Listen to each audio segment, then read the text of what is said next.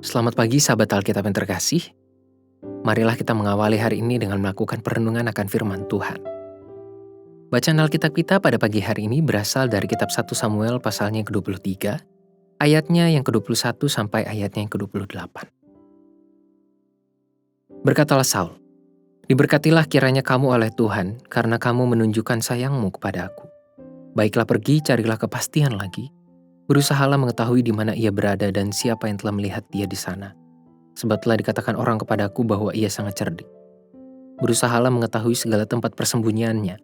Kemudian datanglah kembali kepadaku dengan kabar yang pasti, dan aku akan pergi bersama-sama dengan kamu.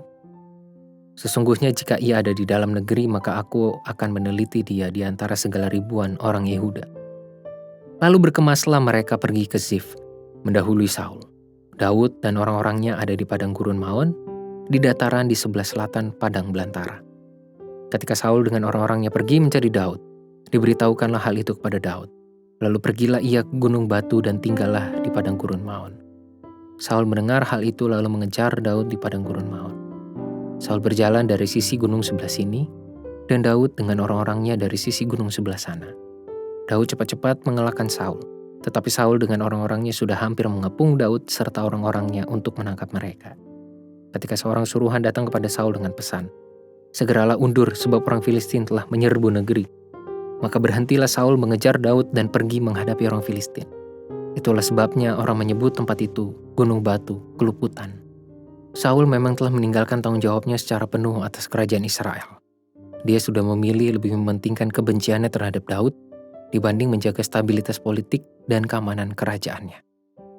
Pada ayat 21 terdapat kalimat yang tidak umum diucapkan oleh seorang raja kepada rakyat atau bawahannya pada masa itu, yakni ketika Saul berkata, "Menunjukkan kasih sayangmu kepada aku." Hal ini menunjukkan bahwa Saul sudah kehilangan otoritasnya sebagai pemimpin dan raja di hadapan rakyatnya. Kalimat itu bukan lagi sebagai ungkapan kasih antar sesama manusia, tetapi di dalam kerangka hubungan politis raja rakyat pada masa itu, Saul telah menunjukkan bahwa lebih besar baginya untuk mendapatkan bantuan untuk membunuh Daud dibanding dihormati sebagai raja. Saul nampaknya memang secara sadar meninggalkan tanggung jawab dari perannya sebagai Raja Israel. Hal ini juga dibuktikan dengan penyerangan bangsa Filistin akibat ketiadaan pemimpin dan pasukan yang memadai untuk menjaga kota itu. Maklum saja, Saul lebih memilih untuk membawa para pahlawan perang bersamanya demi mengejar dan membunuh Daud dibanding mengerahkan mereka untuk menjaga keamanan negeri. Tuhan pun menggunakan celah pada pribadi Saul itu untuk menghadirkan keselamatan bagi Daud. Penyerangan bangsa Filistin yang menuntut Saul untuk kembali ke negerinya menjadi waktu keluputan bagi Daud dari pengejaran yang sudah semakin sengit. Sahabat Alkitab, dari pribadi Saul pada perikop ini kita melihat pentingnya mengelola hati dan perasaan. Kebencian yang menguasai Saul telah menghancurkan kredibilitasnya sebagai seorang raja dan menjadikan dia tidak lagi bertanggung jawab atas perannya sebagai raja. Itulah mengapa kita perlu berhati-hati, cermat, dan bijak dalam mengelola perasaan agar tidak memengaruhi kredibilitas maupun upaya bertanggung jawab. Tidak mengherankan ketika di masa sekarang kita melihat banyak pemimpin yang bersikap, bertindak, dan mengambil keputusan yang kacau hanya karena persoalan personal dengan beberapa orang di sekitarnya. Padahal, sikapnya tersebut justru mendatangkan hal buruk bukan hanya bagi dirinya sendiri tetapi juga kepada orang banyak.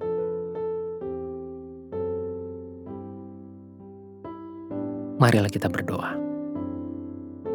Ya Tuhan, mampukanlah kami untuk mengelola perasaan kami, mengelola pikiran kami. Berikanlah kami hikmat dan kebijaksanaan dari Tuhan, sehingga kami tidak terbawa dengan perasaan yang justru hanya akan membuat kami mengambil keputusan dalam suasana yang tergesa-gesa, yang akhirnya justru akan membawa kami kepada penyesalan. Tolonglah kami Tuhan, biarkanlah Roh Kudus-Mu yang menguasai kami dan memberikan kami hikmat. Hanya dalam nama Tuhan kami Yesus Kristus, Sang Sumber Hikmat, kami berdoa dan mohon. Amin.